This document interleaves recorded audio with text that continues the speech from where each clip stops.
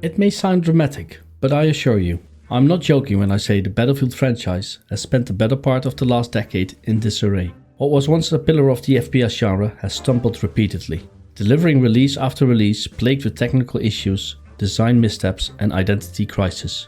Past 7 years we have seen Battlefield, and especially the name EA, being reduced from a revered name to a cautionary tale in modern game development.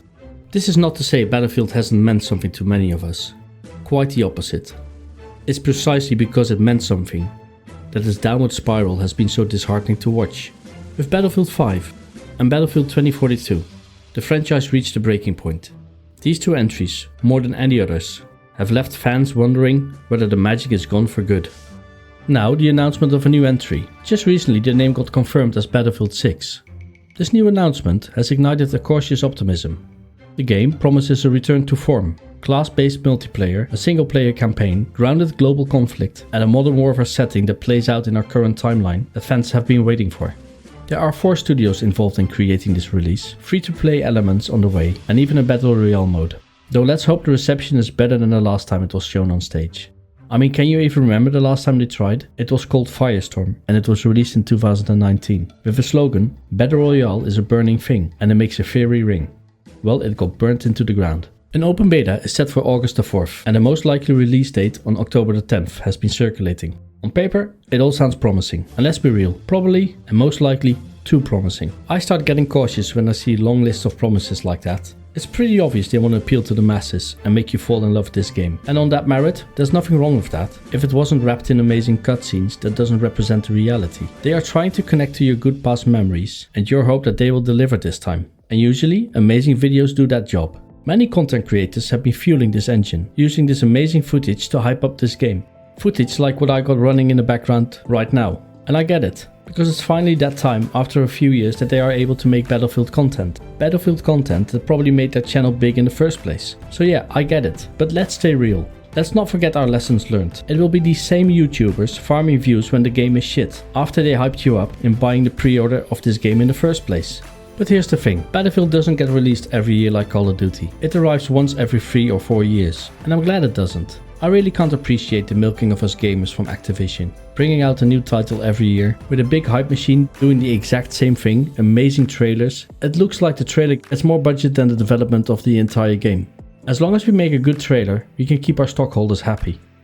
So yeah, when a Battlefield title has multiple years of development behind it and it launches in a broken state or without a scoreboard, now that's not just disappointment, it's overpromising, it's fooling and lying to the gamers, just for that paycheck. And that's precisely what happened last time. And I'm here to tell you, fool us once, shame on you EA, but we passed that bridge by now, so we come to the point of fooling us twice or even 3 times. And that is shame on us gamers. And this is precisely why I decided to make this video. I want to see a good product and have fun playing Battlefield 6 for hours and hours at end. But if you ask customers for a big paycheck, you got to deliver. And if we don't stand that ground, we are going to be stuck with whatever they ship for the next 3 years. We've seen this pattern before. Battlefield 4 launched in a barely playable condition, but over time it was shaped into a fan favorite. Battlefield 1 released smoothly and became the best-selling title in the franchise history. That should have been the foundation to build upon. Instead, we got Battlefield 5, a game that failed to define itself and divided its audience. It was the first real fracture, the moment fans started replaying older titles while waiting for DICE to find its quality and direction again. Then came 2042, a title that carried immense expectations. A modern setting, huge maps, chaotic sandbox gameplay, everything fans had missed. Trailers dazzled, the hype was real, and then release day arrived. What followed was a disaster so profound that even Battlefield 5 looked better in hindsight. A game so far from being polished and missing identity, it became a punchline across the internet. Its marketing promised us a grand return. Instead, it delivered one of the worst reviewed AAA shooters of recent memory. That was Strike 2, if you ask me. And now we are here, in 2025.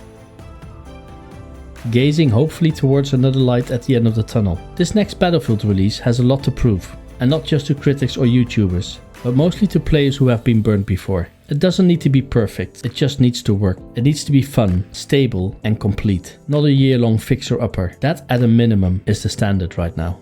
Because here's the truth, there's still a hunger for Battlefield, a big sandbox of grand warfare, huge maps big enough for jets, tank combat and dynamic objectives all happening at once. It is still compelling and a formula for amazing gameplay. And at its peak, EA was the best at delivering this, not matched by anyone so far, not even Call of Duty, and trust me, they tried. Even in the franchise's worst moments, some version of that DNA remains. It's a formula no one else has quite replicated. The core of Battlefield is still unique in the gaming landscape.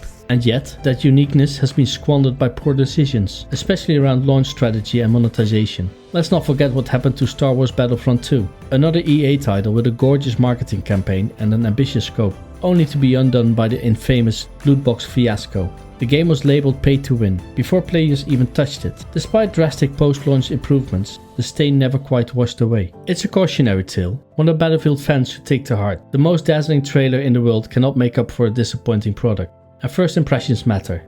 If a reveal leaves fans scratching their heads, or worse, alienated, that impression lingers, tainting every subsequent announcement. Which brings me to this.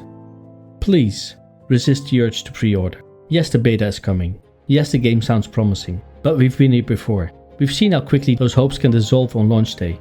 The industry has taught us this lesson, time and time again. Do not invest in promises. Let us not get fooled 3 times in a row, so we can only blame ourselves for wanting this too much. Let's wait for the product. Let your experience, not the trailer, inform your decision.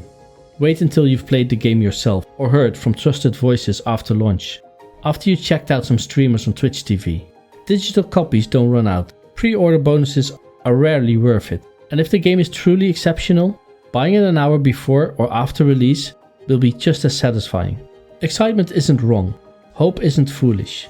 But blind optimism is what publishers count on to sell a fantasy. Let's not fall for it again. If Battlefield 6 is to reclaim its legacy, let it do so on merit, not marketing. Because this may very well be Battlefield's last chance to matter.